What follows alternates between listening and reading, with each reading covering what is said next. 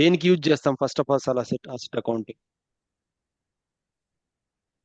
Assets అంటే depreciation run చేసేది asset.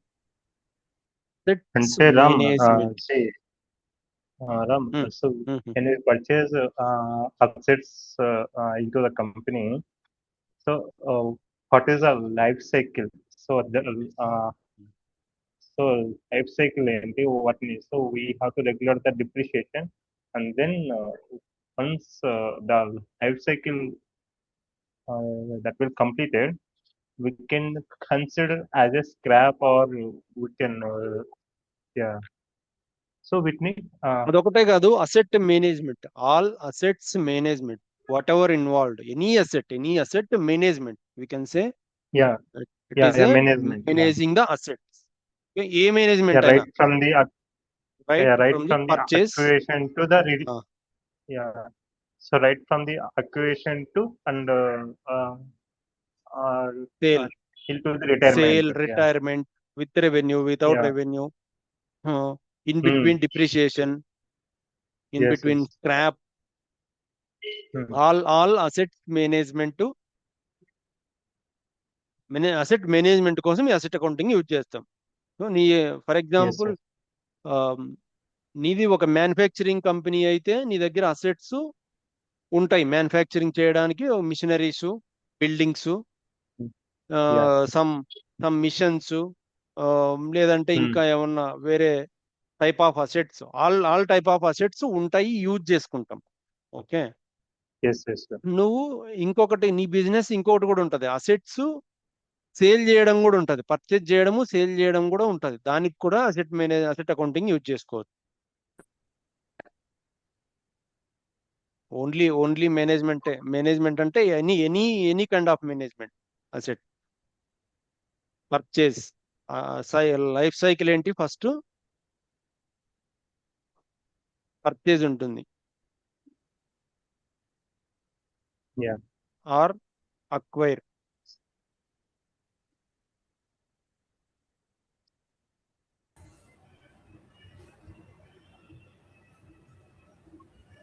Acquisition. రెండు ఈ అసెట్ నే పర్చేజ్ చేయడం, యూజింగ్ సో యూజ్ చేస్తే డిప్రిసియేషన్ ఉంటుంది.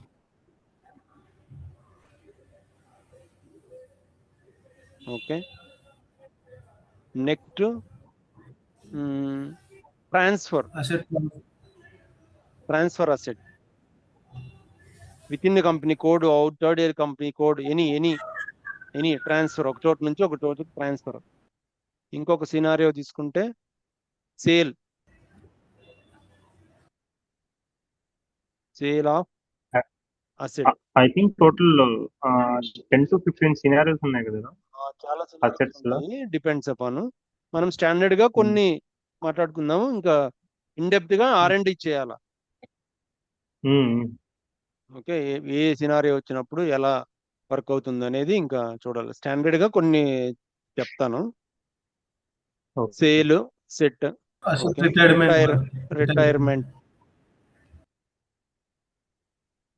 రిటైర్మెంట్, సేల్ అంతా ఒకటే, బట్ 2 టైప్స్ గా మాట్లాడుకోవచ్చు. సేల్ నుంచి రిటైర్మెంట్ అయినా, రిటైర్మెంట్ విత్ రెవెన్యూ అయినా చేసుకోవచ్చు. ఓకే, సేల్ అంటే డైరెక్ట్ గా సేల్ చేసేయడం, with customer, without customer, scrap. Okay, ఇంకొకటి స్క్రాప్ ఉంటుంది, అసెట్ స్క్రాప్ లో కూడా 2 టైప్స్ ఉంటాయి, with revenue, without revenue. So నీ asset end of the life అయిపోయింది, ఇంకా అది యూజ్ లేదు, ఓకే, స్క్రాప్ చేసేస్తున్నావు. దానికి సమ్ టైమ్స్ విత్ రెవెన్యూ కూడా వస్తుంది. ఎలా అంటే గుజరీ కేసేస్తే ఆ అసెట్ ని, ఆ మిషన్ ని సమ్ స్మాల్ అమౌంట్ వచ్చినా కూడా అది with revenue, asset with revenue, scrap with revenue. Okay, అలాగా. సో ఈ అన్నిటి మేనేజ్మెంట్ కోసం మనం అసెట్ అకౌంటింగ్ యూజ్ చేస్తాం. అసెట్ అకౌంటింగ్ కి యూజ్ చేయాలి అంటే ఫస్ట్ సేమ్ మనకు సిమిలర్ ప్రాసెస్. సో ఏపీలో కానీ, ఏఆర్లో కానీ, మెటీరియల్లో కానీ, ఎక్కడైనా ఒక ట్రాన్సాక్షన్ జరగాలి అంటే ఫస్ట్ మాస్టర్ డేటా ఉండాలి. ఓకే, అది వచ్చేసి అసెట్ మాస్టర్ డేటా ఇక్కడ. ఓకే, అసెట్ మాస్టర్ డేటా కావాలి అంటే ఇక్కడ కొన్ని సెగ్రిగేషన్స్ ఉంటాయి. ఏ type of asset master data ఇది? అసెట్ మాస్టర్ డేటా క్రియేట్ చేయడానికి కొన్ని ప్రీ రిక్విజిట్స్ ఉన్నాయి. ఓకే, మళ్ళీ asset class, okay, number range, one more Account determination. Account account determination అవసరం లేదు. అసెట్ మాస్టర్ క్రియేట్ చేయాలంటే అకౌంట్ డిటర్మినేషన్ అవసరం లేదు. అసెట్ క్లాస్ కావాలంటే అకౌంట్ డిటర్మినేషన్ కావాలి. Screen layout, number no? Range, screen Screen layout. layout. Yes.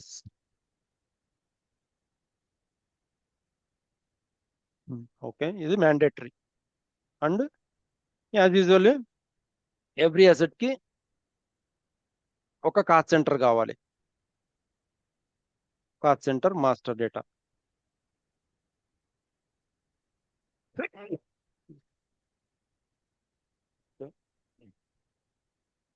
మళ్ళీ ఇక్కడ asset class కావాలి అంటే, అసెట్ క్లాస్ క్రియేట్ చేయాలంటే ఇక్కడ account determination.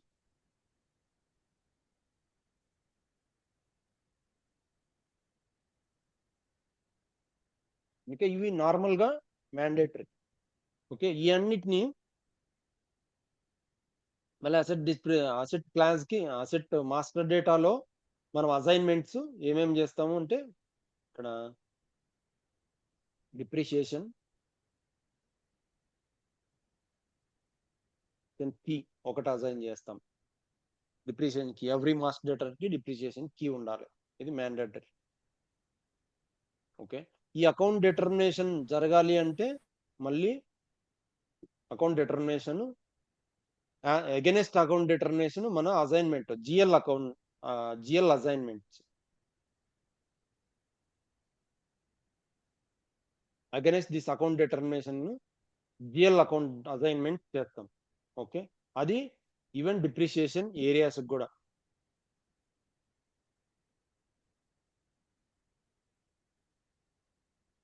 Account determination GL accounts assignment వచ్చేసి account determination and depreciation areas. Okay, depreciation areas కి depreciation account determination కి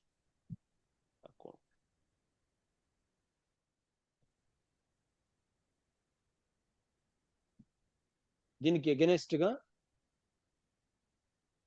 మనం జిఎల్ అకౌంట్స్ అసైన్ చేస్తాం. ఇవన్నీ కావాలి అంటే డిప్రిషియేషన్ కీ క్రియేట్ చేయాలి అంటే మళ్ళీ డిప్రిషియేషన్ కీ వేరు, డిప్రిషియేషన్ ఏరియాస్ కూడా డిటర్మైన్ చేయాలి. ఎక్కడ డిప్రిషియేషన్ క్రియేట్ చేయాలి. డిప్రిషియేషన్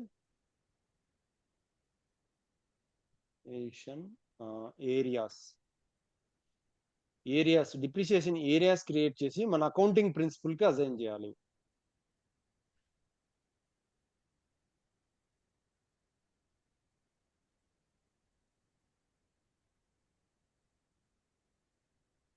ఈచ్ డిప్రిషియేషన్ ఏరియాలో మళ్ళీ మెథడ్స్ ఉంటాయి. ఎవ్రీ డిప్రిషియేషన్ ఏరియాకి మళ్ళీ మెథడ్స్ ఉంటాయి. డిప్రిషియేషన్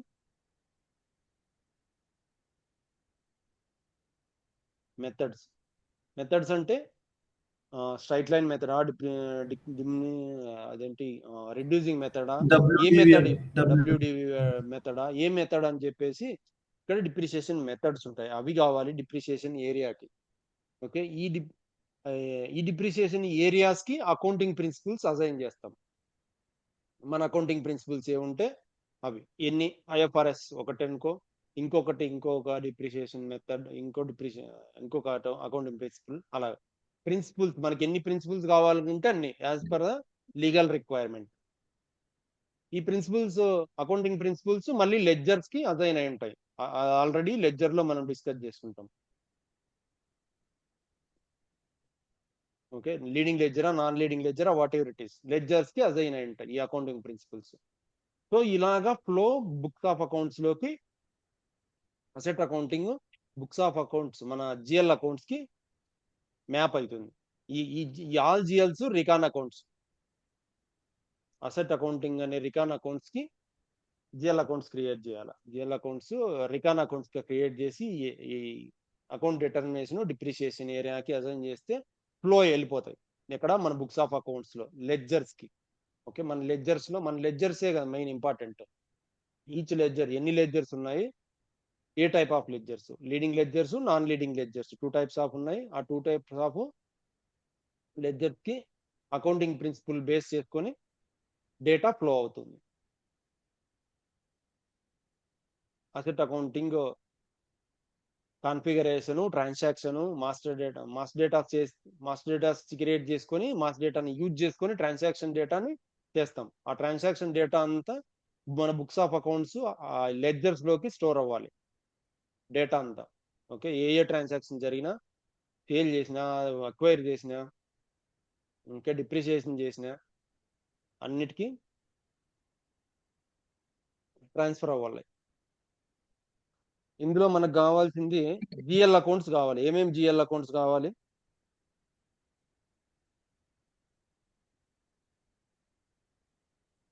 జిఎల్ అకౌంట్స్ కావాల్సి ఉంటుంది. The depreciation GL and accumulated depreciation GL. First of all asset GL కావాలి కదా. ఏ అసెట్ అనే GL, asset GL. Okay, any type of asset, land కానీ, బిల్డింగ్ కానీ, లేదంటే మిషనరీ కానీ, లేదంటే ఫర్నిచర్ కానీ, ఏదైనా ఏ టైప్ తీసుకున్నా ఆ టైప్ కి ఒక అసెట్ అది ఒక అసెట్ జిఎల్ కావాలి కదా. మళ్ళీ దానికి డిప్రిసియేషన్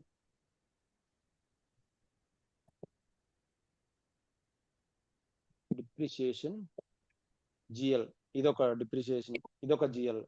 ఇది వచ్చేసి ఫస్ట్ ఏ టైప్ ఉంటుంది, అసెట్ టైపే. అసెట్ జిఎల్ వచ్చేసి అసెట్ టైపే. ఓకే, ఈ డిప్రిసియేషన్ జిఎల్ వచ్చేసి ఏమవుతుంది మనకు, ఎక్స్పెన్సెస్. సో ఎక్స్పెన్సెస్ లో క్రియేట్ చేస్తాం. ఎందుకు ఎక్స్పెన్సెస్? మనకి డిప్రిసియేషన్ తరుగుదల అవుతుంది కదా, మన ప్రాపర్టీ అనేది తగ్గుతుంది, అది అంటే మనకి లాసే కదా.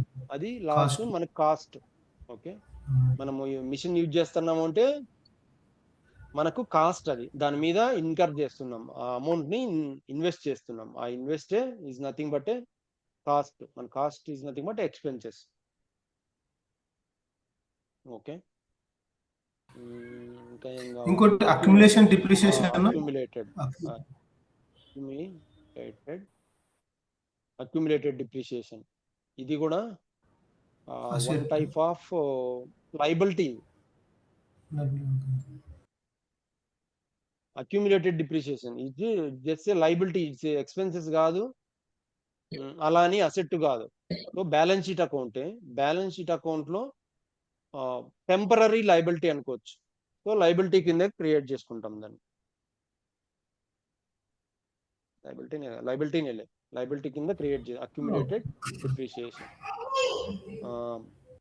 ఇంకా నెక్స్ట్ మనం అసెట్ సేల్ చేసినప్పుడు లాస్ వచ్చిందా, రెవెన్యూ వచ్చిందా, 2 జిఎల్ క్రియేట్ చేయాలి కదా. సేల్ ఆఫ్ అసెట్ ఒకటి చేసుకుంటాం. సేల్ ఆఫ్ అసెట్ అయితే మనకు రెవెన్యూస్ కింద చేస్తాం.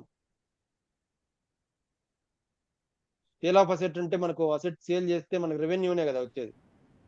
రెవెన్యూనే మనకు revenue GL account. So revenues కింద క్రియేట్ చేసుకోవాలి. ఇంకా ప్రాఫిట్ అండ్ లాస్ కూడా ఉంటాయి. ప్రాఫిట్ ఆన్ సేల్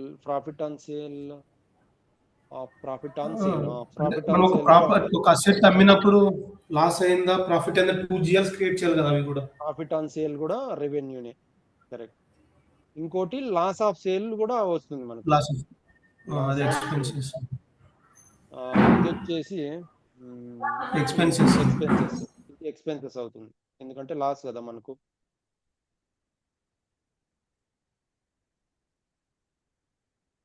ఓకే, ఇంకా ఇంకా ఏం కావాల్సి ఉంటుంది?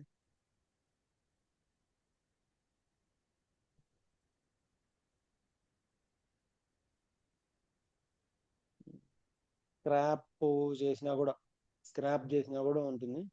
అవన్నీ డిపెండ్స్ అపాన్ సిచ్యువేషన్, సినారియోని బట్టి. Asset scrap,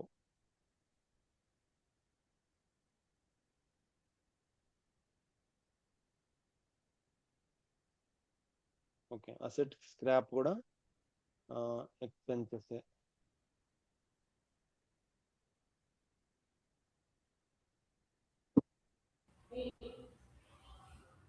okay, asset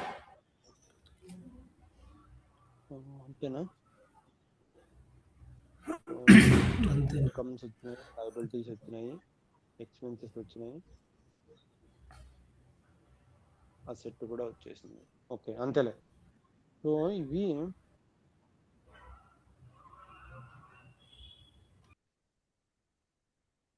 depreciation areas కూడా, డిప్రిసియేషన్ ఏరియాస్ కి డిప్రిసియేషన్ జిఎల్ అకౌంట్స్ అసైన్ చేస్తాము. అక్యుములేటెడ్ డిప్రిసియేషన్, నార్మల్ గా account determination, asset accounting.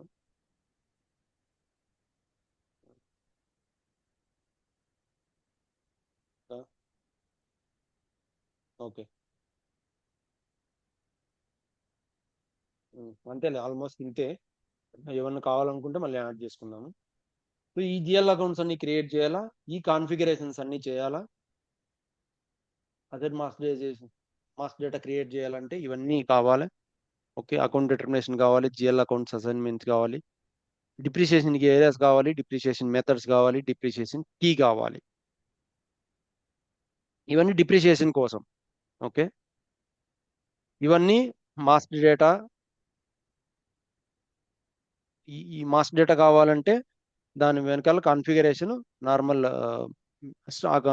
Enterprise structure అనుకో, structure configuration, asset accounting management configuration. ఈ కాన్ఫిగరేషన్ అంతా మనం సిస్టంలో చేయాలి. Okay,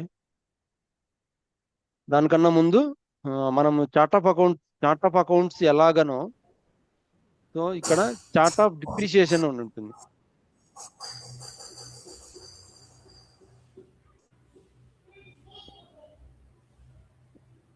chart of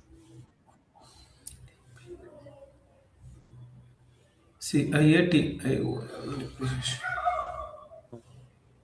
so chart of depreciation ఏంటంటే మనం కాపీ చేసుకోవాలి. ఇవి ఓన్ గా క్రియేట్ చేయకోకుండా కాపీ చేసుకోవచ్చు. చార్ట్ ఆఫ్ డిప్రిసియేషన్ అంటే స్టాండర్డ్ నుంచి కాపీ చేసుకొని మనము కావాల్సిన విధంగా చేంజ్ చేసుకోవాలి. ఫస్ట్ స్టెప్ వచ్చేసి ఇది. ఓకే, ఇది దీంట్లో చేద్దాం. ఓకే, ఇక్కడ ఇంకొకటి, మనము డైరెక్ట్ గా ఎస్పిఆర్ఓలో చేయొచ్చు దీన్ని. ఎస్పిఆర్ఓకి వెళ్ళి అసెట్ అకౌంటింగ్ అని, financial account, financial account, asset accounting అని ఇలా వెళ్ళచ్చు. ఇది వన్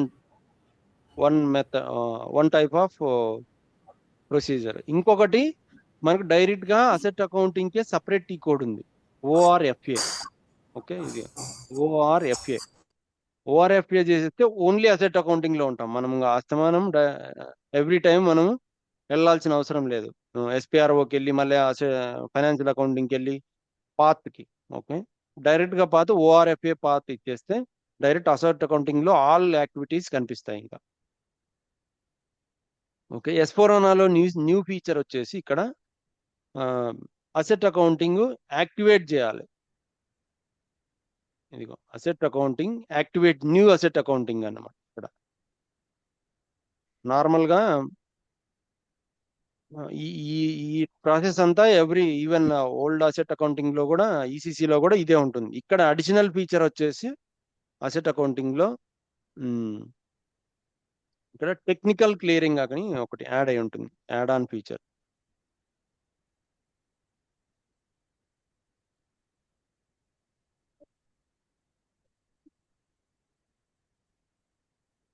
టెక్నికల్ క్లియరింగ్ అకౌంట్ అని ఒకటి యాడ్ ఆన్ ఫీచర్. ఏంటంటే ఇది డైరెక్ట్ గా అసెట్ నుంచి ఎఫ్ఐకి వాల్యూస్ ఫ్లో అవుతాయి. ఇక్కడ లెడ్జర్స్ బేస్ చేసుకొని, అకౌంటింగ్ ప్రిన్సిపల్ బేస్ చేసుకొని డైరెక్ట్ గా ఫ్లో అవుతాయి. మనము సపరేట్ గా ఇంతకుముందు ఈసీసీలో ఏంటంటే సపరేట్ గా యాక్టివిటీస్ చేసేవాళ్ళు users, month end, year end అలా యాక్టివిటీస్ చేసేవాళ్ళు ఈ వాల్యూస్ ఫ్లో అవ్వాలా అంటే. ఇప్పుడు ఏంటంటే డైరెక్ట్ గా ఈ టెక్నికల్ క్లియరింగ్ యూజ్ చేసుకొని అసెట్ అక్వైర్ చేసేటప్పుడు ఈ టెక్నికల్ క్లియరింగ్ ఎంటర్ అవుతుంది ఇక్కడ అక్వైర్ చేసినప్పుడు మాత్రమే. అక్వైర్ ఆ వాల్యూస్ డైరెక్ట్ గా మన అకౌంటింగ్ డాక్యుమెంట్ ప్లస్ ఏసీ డోకా టేబుల్లోకి వెళ్ళి స్టోర్ అవుతాయి వాల్యూస్. ఇంతకుముందు ఏసీ డోకా లేదు కాబట్టి సపరేట్ గా మళ్ళీ చేయాల్సి ఉండేది రికన్సిలేషన్ అండి, ఇవన్నీ ఆ యాక్టివిటీస్ అన్ని అవసరం లేదు. ఇక్కడ అసెట్ అకౌంటింగ్ యాక్టివేషన్ అని చేయాలి. ఫస్ట్ టైం చేసేవాళ్ళు అయితే ఇది ఆల్రెడీ యాక్టివ్ లో ఉంది, so no problem. No in preparation యాక్టివా ఇక్కడ 2 ఉంటాయి. సో యాక్టివ్ లో ఉంది already, so no need to change that.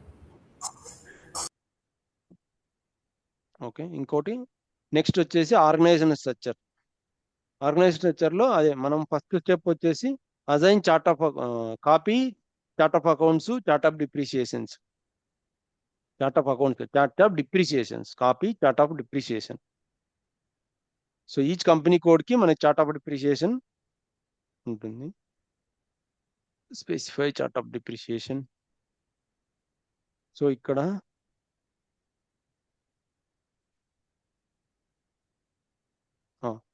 So ఇది ఇండియన్ యొక్క chart of depreciation. So every country code కి maybe chart of depreciation different ఉండొచ్చు. మనం కంపెనీ ఇండియన్ కి 0 లో ఇచ్చింటాడు. దీని నుంచి డైరెక్ట్ గా కాపీ చేసుకోవచ్చు. మనం కాపీ చేసుకొని మన చార్ట్ ఆఫ్ డిప్రిసియేషన్ పెట్టుకోవచ్చు. మన చార్ట్ ఆఫ్ డిప్రిసియేషన్ మన కంపెనీ కోడ్ కి అగెనెస్ట్ గా, so హెచ్పిఐఎన్.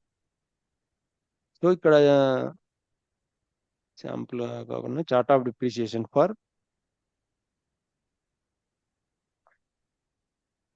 హెచ్పిఐఎన్.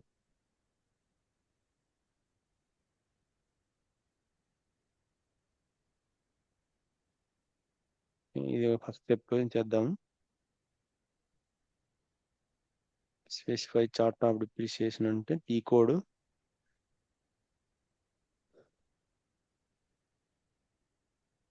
O55.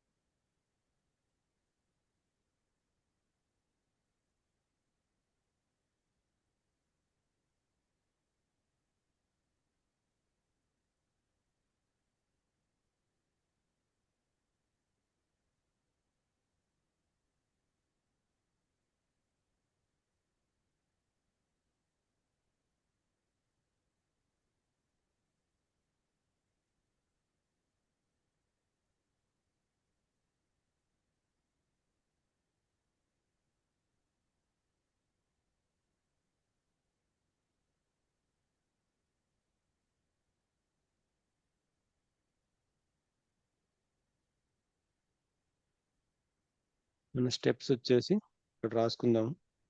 First chart of depreciation,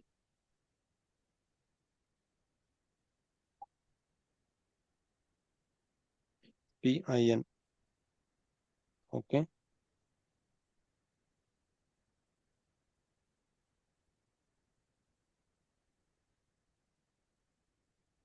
ఇక్కడ కాపీ అయినా చేసుకోవచ్చు, స్పెసిఫై అయినా చేసుకోవచ్చు. కాపీ రెఫరెన్స్ తీసుకొని ఎలా అయినా చేసుకోవచ్చు ఇక్కడ. సో నేను స్పెసిఫై ఇచ్చేసి చేసుకున్నాను. సో దాన్ని మనము కంపెనీ కోడ్కి అసైన్ చేయాలి. నెక్స్ట్ OAB1 ఈ code.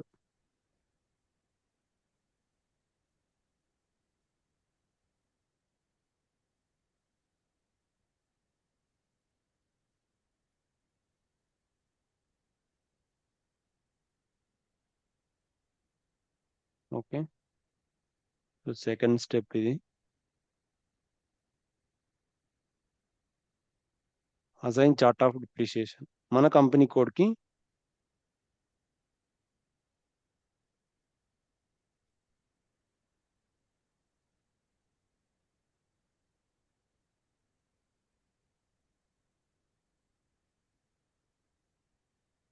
Chart of depreciation assign చేయాలి. టు బి కాపీడ్ ఏంటి క్రియేట్ అవ్వలేదా ఇంకా? ఓఏ ఓబి ఉండే కదా ఈసీసీలో, ఇక్కడ ఓఏ B1 అన్న ఇక్కడ కాపీ రెఫరెన్స్ తీసుకోనా, ఫస్ట్ ఇదే తీసుకో.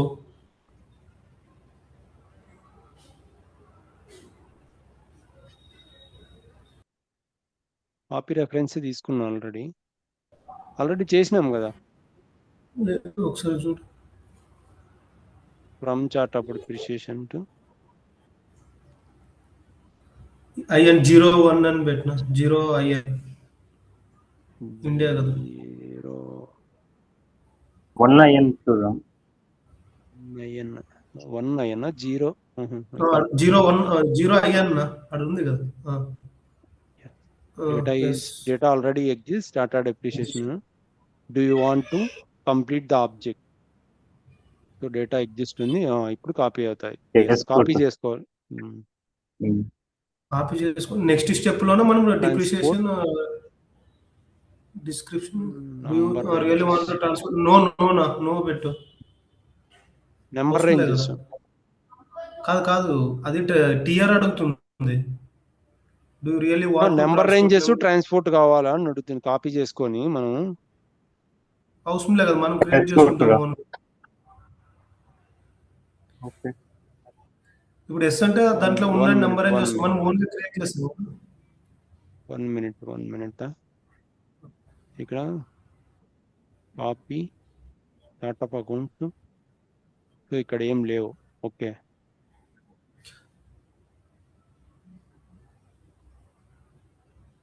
అక్కడికి రావాలి రామువి.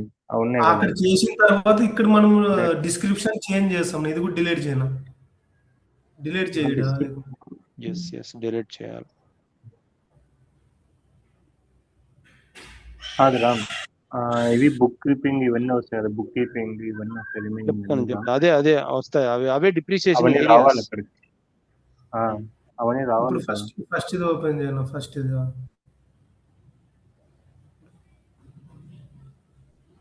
0 IN మంది. ఇప్పుడు మనం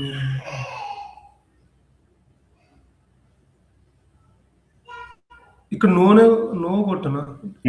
నెంబర్ క్రియేట్ చేసుకుంటాం మేము. నెంబర్ రేంజెస్ ఉన్నవే యూజ్ చేసుకోవచ్చు. ఓకే, ఉన్నవే యూజ్ చేసుకోవాలంటే ఎస్, వద్దనుకుంటే మనం కొత్త క్రియేట్ చేసుకోవాలంటే అవే యూజ్ చేద్దాం.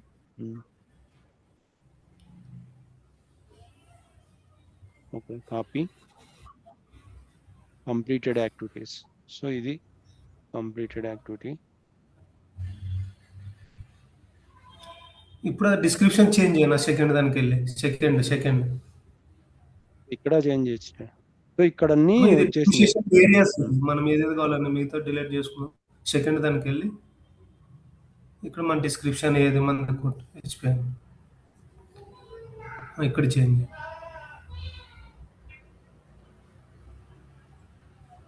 Yes,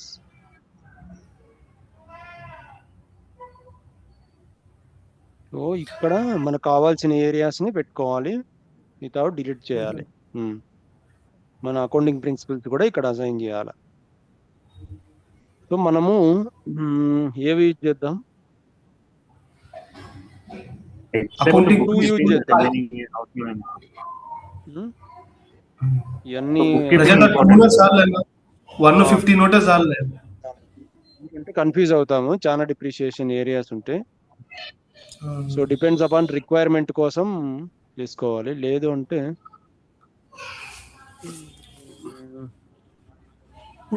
cost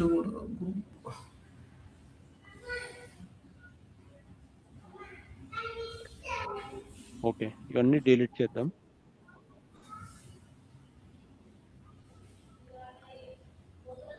not assigned. So accounting principle not assigned. So మనం బుక్ కీపింగ్ కి అకౌంటింగ్ ప్రిన్సిపల్ ఒకటి HPLC local. Okay, book depreciation HPLC ఇది ఒక అకౌంటింగ్ ప్రిన్సిపల్. దీనికి areas does not post.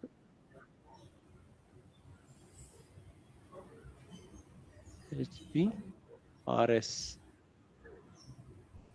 Okay, ఇక్కడే HPRS ఇచ్చేది బెటర్.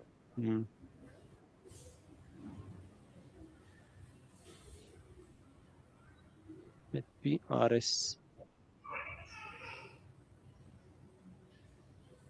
HPLC ఇవి లోకల్. ఇది యుఎస్ హెచ్పి యుఎస్ కూడా చేసినాం. యూఎస్ చేసారు లేదు, రెండే ఉన్నాయి మనకు అకౌంటింగ్ ప్రిన్సిపల్స్. ఓకే, రెండే ఉన్నాయి.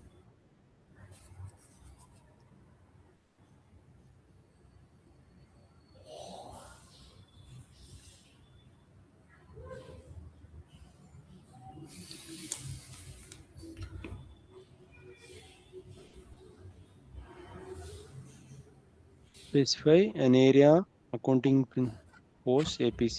Okay.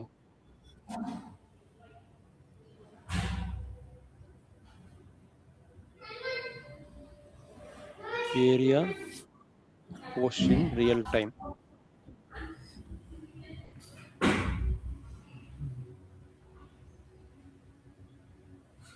Done. So ఇది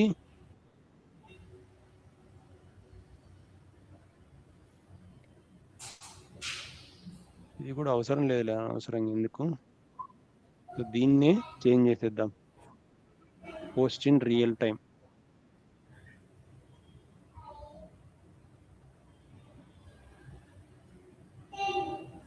నా ఈ స్టెప్ ఈసీసీలో లేదు కదనా?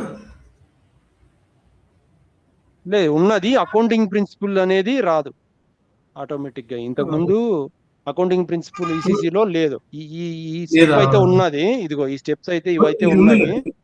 ఇది యాడ్ ఆన్ గా అకౌంటింగ్ ప్రిన్సిపల్ అనే ట్యాబ్ యాడ్ ఆన్. ఈ ట్యాబ్ ఇక్కడే డైరెక్ట్ గా అకౌంటింగ్ ప్రిన్సిపల్ అజైన్ చేస్తాం డిప్రిసియేషన్ ఏరియాస్ కి.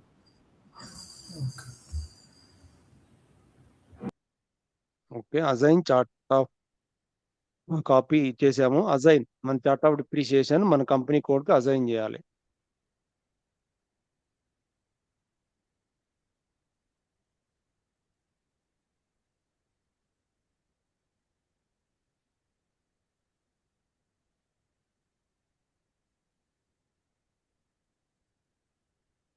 HPIN.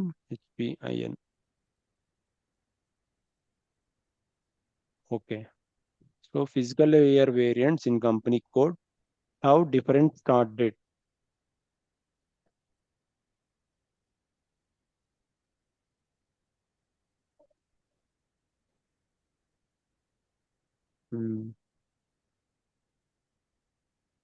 ఎస్, సో ఇది ఇష్యూ మనకు. Physical year variants each accounting principle కు డిఫరెంట్ ఉన్నాయి. మనం ఇప్పుడు సేమ్ యూజ్ చేయాలంటే ఇంకొక అకౌంటింగ్ ప్రిన్సిపల్ లేదంటే ఇంకొక లెడ్జర్ గ్రూప్ ని క్రియేట్ చేసుకొని ఆ లెడ్జర్ గ్రూప్ ని రిప్రజెంటేటివ్ లెడ్జర్ గా పెట్టుకోవాలి. ఓకే, ఇప్పుడు అలౌ చేయదు ఇది. స్పెసిఫై. సో ఇక్కడ డిఫరెంట్ అకౌంటింగ్ ప్రిన్సిపల్స్ ఉన్నాయి, డిఫరెంట్ లెడ్జర్స్, అందుకని చెప్పేసి అలౌ చేయదు HPRS. ఇప్పుడైతే అలౌ చేస్తారు, ఒకసారి చూద్దాం.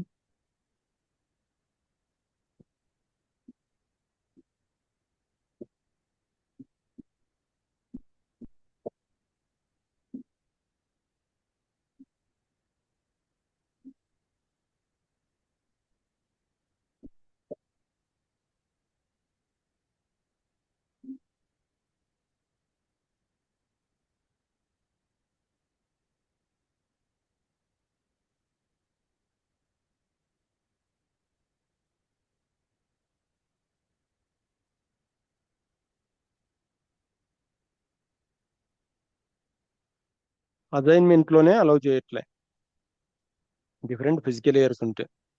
So parallel currency area, missing area 1.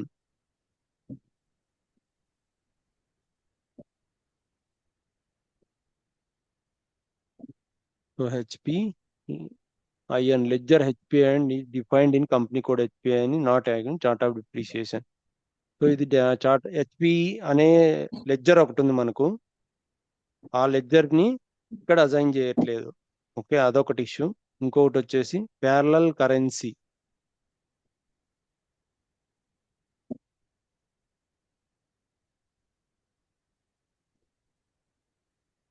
Currency type missing in area 1.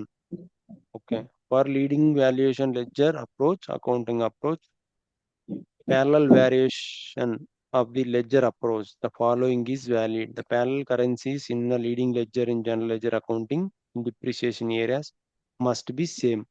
Okay. If you have previously been using parallel currencies in general ledger accounting, but you have not implemented in corresponding parallel currencies areas in asset accounting for all depreciation areas, you must first implement these areas before you install in S4HANA. Okay. So parallel currency, మనకు currency group currency ఉంది కదా, ఆ group currency కోసం ఒక area create చేసుకోవాలి. సరే, అవసరంగా delete చేసాం అది. Specify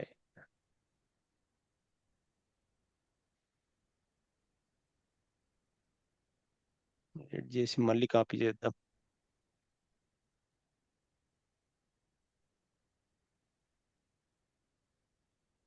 okay, copy.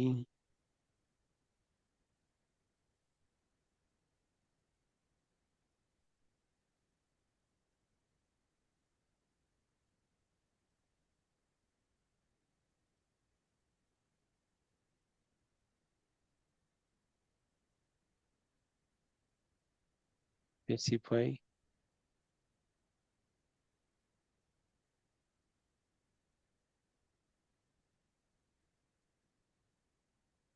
Copy.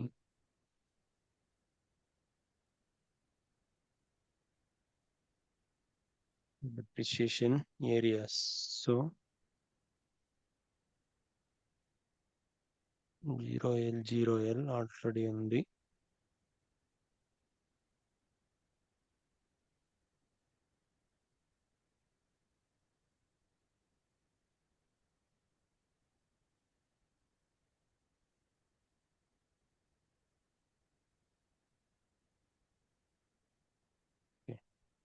So ఇక్కడ గ్రూప్ కరెన్సీ కోసం మనము